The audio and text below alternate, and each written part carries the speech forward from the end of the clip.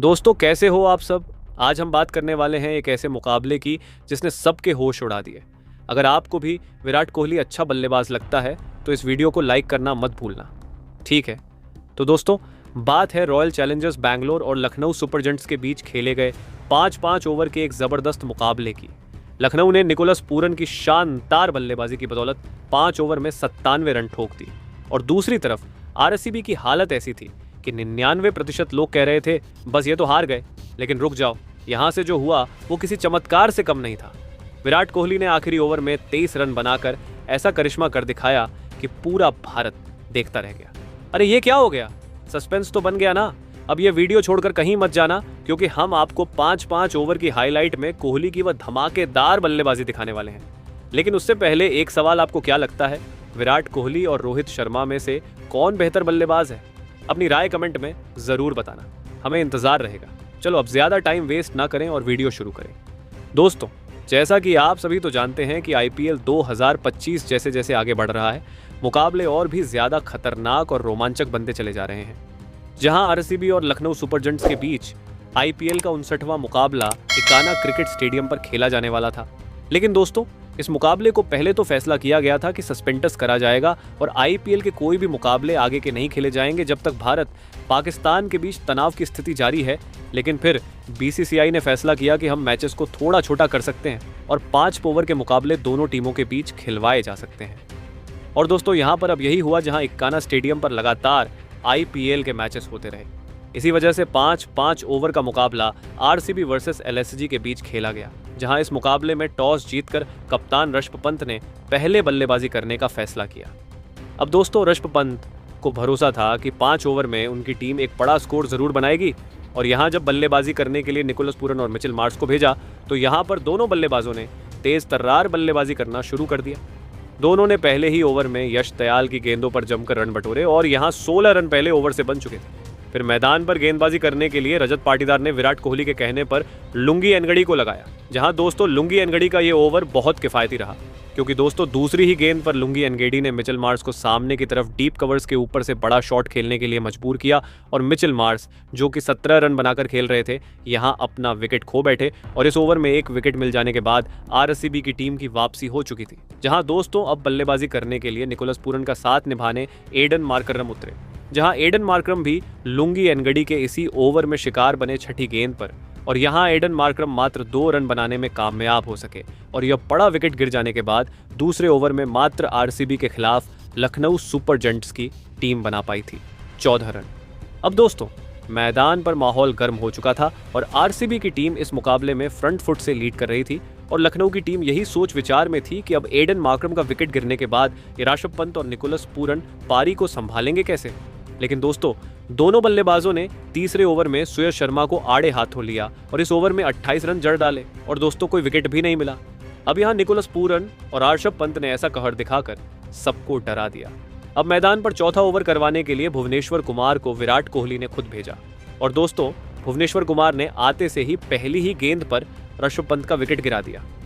जी हाँ दोस्तों, ऋषभ पंत जो कि 14 रन बनाकर खेल रहे थे अपना विकेट खो बैठे और इस दौरान पंत ने 2 चौके और 1 भी लगाया था। हालांकि दोस्तों पंत का विकेट गिर जाने के बाद फिर मैदान पर बल्लेबाजी करने के लिए निकोलस पूरन के साथ डेविड मिलर को भेजा गया। लेकिन दोस्तों यहाँ पर भुवनेश्वर कुमार के इसी ओवर की चौथी गेंद पर निकोलस पूरन जब स्ट्राइक पर आए तो उनका भी विकेट गिर गया, जो कि इस मैच में 69 रन बनाने में कामयाब हो सके, मात्र वह भी 8 गेंदों के भीतर। अब यहाँ चौथे ओवर में 2 विकेट गिर जाने के बाद लखनऊ की पारी लड़खड़ा चुकी थी और चौथे ओवर से रन बन पाए थे 25।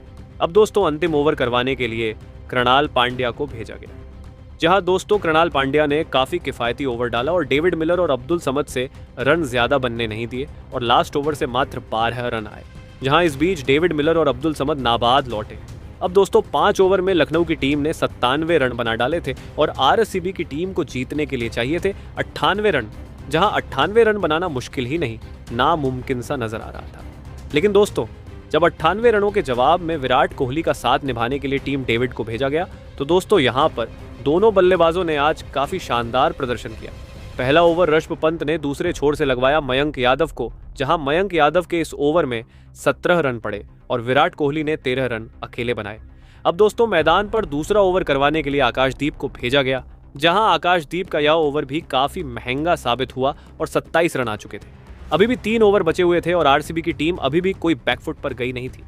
लेकिन दोस्तों, किसी को क्या ही पता था कि तीसरा ओवर आरसीबी के लिए गेम चेंजर साबित हो जाएगा, क्योंकि दिग्विवेश राठी ने आते से ही सबसे पहले तो टीम डेविड को चलता किया और वह 22 रन बनाकर अपना विकेट खो बैठे। जहां टीम डेविड की तूफानी पारी का अंत होते से ही मैदान पर बल्लेबाजी करने के लिए रजत पाटीदार उतरे। लेकिन दोस्तों, रजत पाटीदार को भी दिग्विवेश राठी ने अंदर आते हुए गेंद पर बोल्ड आउट कर दिया, जो कि मात्र 1 रन ही बना पाए। और दोस्तों, यहाँ ये 2 बड़े झटके इस तीसरे ओवर में लग जाने के बाद आरसीबी की टीम बैकफुट पर जा चुकी थी और इस तीसरे ओवर से मात्र आए थे 11 रन। अभी भी 2 ओवर बचे हुए थे और जीतने के लिए 42 रन चाहिए थे और विराट कोहली का अब साथ निभाने के लिए अब मैदान पर आ चुके थे जैकब बैथल। जहां दोस्तों, जैकब बैथल और विराट कोहली ने चौथे ओवर में जैसे तैसे करके 19 रन बटोर लिए और अब आखिरी 6 गेंदों में आरसीबी को जीतने के लिए चाहिए थे 23 रन और मैदान पर विराट कोहली और जैकब बैथल टिके हुए थे। और जहां अंतिम ओवर लखनऊ की तरफ से करवाने के लिए ऋषभ पंत ने आवेश खान को रखा हुआ था। अब आवेश खान ने पहली गेंद वाइड लेंथ यॉर्कर पर डाली, जो कि बिल्कुल सटीक थी, लेकिन यहाँ जैकब बैथल को चौका मिल गया लॉन्ग ऑफ की दिशा में। अब दोस्तों, मैदान पर रोमांच और भी ज्यादा बढ़ गया, क्योंकि 5 गेंदों पर 19 रन चाहिए थे। और दोस्तों, अगली गेंद पर जैकब बैथेल ने सामने की तरफ बड़ा शॉट लगाते हुए एक और 1 बाउंस चौका बटोर लिया। अब यहाँ 2 चौके पड़ जाने के बाद 15 रन चाहिए थे 4 गेंदों में जीतने के लिए। अगली गेंद पर जैकब बैथेल आगे बढ़े, लेकिन शॉट ज्यादा अच्छा खास था नहीं, जिस पर 1 रन ही बना। अब दोस्तों, यहाँ 3 गेंदों पर 14 रन की दरकार थी। अगली गेंद पर विराट कोहली ने स्वीप करते हुए चौका बटोर लिया। अब दोस्तों, 2 गेंदों पर 10 रन चाहिए थे। अगली गेंद पर विराट कोहली ने बैकवर्ड पॉइंट की तरफ स्विच ईट करते हुए बटोर लिया और यहाँ एक गेंद पर 4 रन चाहिए थे जीतने के लिए। और विराट कोहली ने अंतिम गेंद पर डीप मिड विकेट के ऊपर से जड़कर इस मुकाबले में आरसीबी की टीम को जितवाया, जहां विराट कोहली की वजह से यह मुकाबला आरसीबी की टीम जीतने में कामयाब हो सकी। बाकी अब आप सभी की क्या राय है? विराट कोहली की ऐसी बल्लेबाजी को देख लेने के बाद अपनी राय हमें कमेंट करके जरूर बताइएगा।